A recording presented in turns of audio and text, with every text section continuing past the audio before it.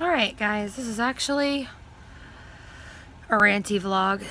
It's a ranty vlog. And I just finished up the Matthews gift thing. And I'm going to make this short and sweet. This is a vlog about shutting the hell up. And I'm going to tag Jamie in it.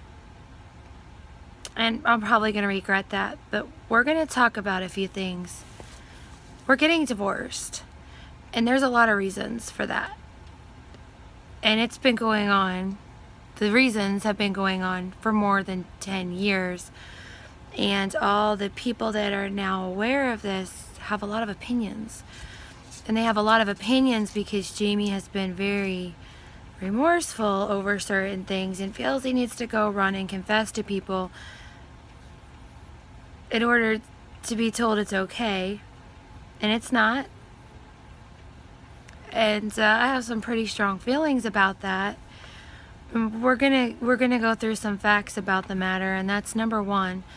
I've kept quiet for far longer than any of you guys are aware of, because that was my job to do so, to put my marriage back together, to do everything I could in my power to be the person I was supposed to be, to give him room to become the person he was supposed to be. And he did not do that. And that's not my failure. I could not pray his problems away. I couldn't love his problems away. I couldn't sacrifice myself anymore to get his problems to go away. I've done my part. And he has some issues to work out before he would be good for anybody. Because he doesn't treat human beings the way they should be treated. That's just the bottom line. And he's aware of it. Not a situation where I'm being beaten. I've said that before. I mean, I have so many vlogs up. If people watch them, they have seen the progression. But here's where we're at now. He spent 2 months away from our family in his own home. And during that time, had to kind of face his own demons as to who he actually was when I wasn't covering it up anymore. And what's enraging me now is he is extremely docile in this now. Because he almost lost all of us, not just me, not just our marriage, but our children. They were very, very angry. The people that he chose to associate with during that time are also now angry with him because they got the full brunt of how he treats people. And he had to come face to face and realize his problems were found by looking in the mirror. There's not a whole lot of marriages that can say it's one person's fault. But I can tell you,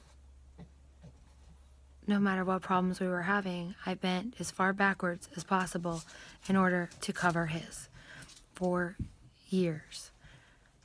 And now, I'll give you an example that's really pissing me off, is when he talks on the phone with people that support him. And I think he deserves that. I think he deserves to be able to tell people what he's doing, but he's doing it for hours and hours, just like he went to therapy and spent hundreds and hundreds of dollars and lied to the therapist, straight up lied to the therapist about what was happening here. His end goal in speaking to anybody up until this point has been for them to be on his side. There wasn't really anybody that has a rational thinking mind would not support what he had done. But now, what's irritating me is him being on the phone with a relative and telling things I did not get permission to tell to get people to feel sorry for him. My asking him to spend that time discussing with me, we have a lot to work out. We have a lot of paperwork to work out. We have a lot of division of labor to work out because we have to cohabitate, unfortunately. It's best for our children. When we get along and we're doing projects or dealing with like a business, because we still run a business together. I don't know if you guys know that. We do online selling, and his whole career I've supported him. We're a powerhouse. We work really well together. As far as anything emotional, we don't, because he believed for a very long time that I was at his beck and call like a dog. If I did anything outside of being at his beck and call, I was not a good wife and I was not a good person. And this included talking to my friends on the phone at night, and you know how some people be excessive with that. It could be 2 calls in a week, and that was too much for him. I couldn't do a business without him being right involved in it. Anything I did, I was not allowed, guys. And so he's on the phone for hours getting this like feedback and needing, you know, so much support, which we all need support, but it's become excessive. And I blew up while he was on the phone. I said, stop, just get off the phone. And what I've heard is this relative told him I shouldn't be speaking to him like that. And we're going to talk about that. When you've dealt with something for over 10 years and you've done everything you can, when you've kept it quiet in order to save your husband's reputation, when you have searched your entire being, every cell in your body to figure out what you're doing to cause this person that you love to treat you the way he's treating you, no, you can't tell me how I'm supposed to act. You cannot tell me that after I have asked him to have a conversation with me that needed to be had and messaged him if he wanted to do that instead, didn't want a face-to-face, and he's out on the porch talking to you and ignoring me and being ugly with me, you don't get to tell me that I can't come to the porch and tell him to get off the damn phone and talk to me. Our children were in bed. We needed to have this conversation without their little ears around. We don't have a lot of private time, and he chose to go soothe himself again and talk to somebody and get comfort when I was sitting up here just waiting and waiting and waiting for him to give me a few minutes because he decided he wasn't going to listen to it anymore. That's not right. That's not right. He shouldn't have left his family. He shouldn't have pursued other people the way he did. And for you to have an opinion, and you know, if you're watching this, I'm speaking to you and anybody else that wants to jump in on that Jamie's awesome bandwagon, you don't have a right to have an opinion about me unless you're going to speak up to me and listen to the hell I've been through with this man. You're not going to tell him he's good. You're not going to tell him, oh, people sin, it's okay. No, because I know that you were put in another situation where somebody you loved very much was also being hurt by another man, and you did not back up the man in that case. It doesn't matter if it's your relative. If they're doing something wrong, they're doing something wrong. And while he was on the phone with you, he was doing something wrong. Yes, it was wrong. While he shares the private details that I've shared with him about things, it's wrong. He does not have my consent to do so. My sharing anything with him is not fodder for him to feel sorry for himself, and him going to any of my friends behind my back to get advice about me and sharing things that are off the wall, like one text where I'm pissed off, never the text where I apologize, never the text where I'm calm, never anything good about me. You're being manipulated. He is a master manipulator. Then it needs to stop. Stay out of his marriage and stay out of my business. And if you can't, there's going to be a problem. I won't put up with it.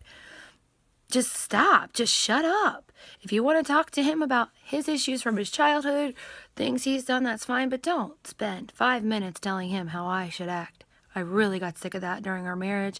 I really got sick of how his family stuck their nose in just enough to get the gossip, but not enough to do anything of any kind of support. When our son died, everybody just completely abandoned us. So you don't have a whole lot of my respect. You weren't there.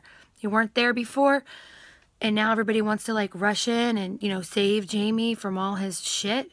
Where were you? We've been married almost 20 damn years. Where were you then?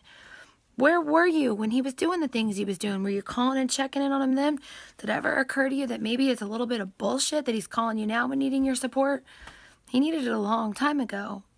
He was abusing somebody, and you need to wrap your mind around there's no excuse for anything he's done. All the help we got. We had a great therapist. He told JB what to do. He told me what to do. And when I came home and did it, I was abused further. So just stop. Stop telling me. And stop telling any woman that suffered through that to not be angry. I'm not on a rampage. I function just fine. I function way better with him out of this house than I do with him here. My children, and we're trying to work through this. They tell me they miss him being gone because our home was peaceful. You do not understand what that's like. Maybe you do. Maybe you've gone through it and you weren't brave enough to say enough is enough, but I am. I won't be treated like that anymore. And he has effectively left my marriage. He has done it emotionally and he has done it physically. He has chosen to be in a relationship with somebody else, and just because it didn't last and he came crawling home doesn't make it any less of a big deal in our family. And not only did he do it with one person, several people were involved, and that's not the kind of integrity. That's not integrity at all. That's not love. That's not caring compassion. When I asked him to call his children to say goodnight, he instead chose to text and carry on with other women while the kids were here crying. So, the announcement at the end of this vlog is, during that time, I have had a friend. I've had a friend for a long time. He happens to have male parts. And there seems to be some sort of opinion that I'm not allowed to do that because the paperwork isn't filed yet. If that's the case, guys, then I shouldn't have been taking care of 9 children by myself when there was no papers filed. And no, I'm sorry, I'm not going to listen to the fact that I'm not allowed to move on with my life because Jamie wouldn't let me get divorced a year ago when I wanted it. He convinced me that he would give me not a dime, wouldn't help me work. I had a counselor want me in a homeless or a battered woman shelter when he pulled the crap he did. So why don't you ask him about that the next time you're on the phone? That I'm doing something wrong, that I have been disallowed. I had to call a lawyer. And the reason that I didn't proceed with the divorce at that point is I'm not going to say who he is to you. He was in psychiatric care and they wanted to evaluate him in order to be able to see my children. And I wasn't going to do that to him. If I wanted to, I could have been really nasty and we could have put it out there. And yeah, he wouldn't have much left. And I wouldn't do that. And I don't play like that, even though my friends, or people, not my friends, but people in my life have encouraged me to be a ball-busting bitch and take him for all he's worth and all sorts of nonsense. And I won't play like that either. I don't think it's right. But there's 2 people in this situation, and one of us has lived the right way and treated this marriage with the respect it deserved and tried. And one of us hasn't. And if you can't figure out who's who in that scenario, maybe you ought to sit with that a little bit and think before you start telling him how I should be acting. My children know, my older children know, and Jamie knows who it is, and they're going to be meeting. But I have found somebody that has made me happy, and I don't regret it. I didn't use a person. I didn't jump in bed with somebody. But I met somebody that actually has respected me for the first time. It's somebody I chose. I didn't run off and marry them to get out of a house. Very nice person, and I don't need to be told that that's wrong because I do have my own moral compass and one that I followed stringently. And when I was left alone with 9 kids, I invested in my children and wasn't looking for love in all the wrong places or any of the right places.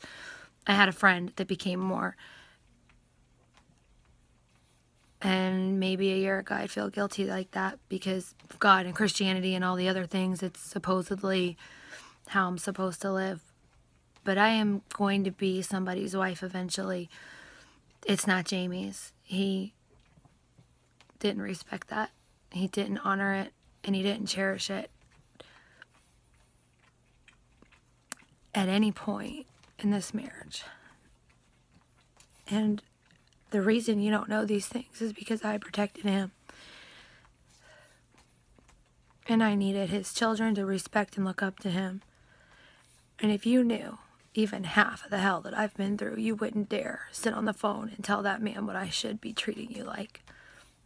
You have no idea what you're doing. You have absolutely no idea what you're talking about. And the reason you don't is because I am the kind of woman that's not broadcasting it all over, and I still won't.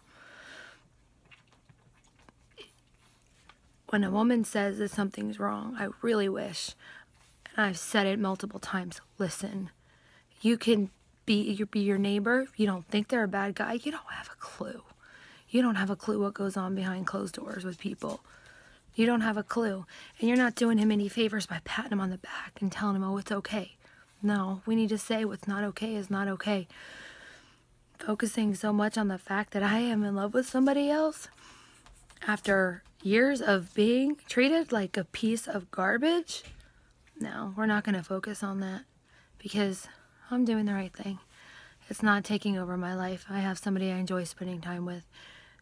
If it goes somewhere, it goes somewhere. And if not, I'll be okay because I've been okay being on my own for quite some time while still having to perform the duties of a wife that was just a piece of me to somebody. So let's keep our judgments to ourselves and maybe try to be a little more discerning in the things that come out of our mouth when we have absolutely no idea. If you haven't heard both sides, don't you dare. Don't you dare. And that's all I'm going to say about that. Good luck.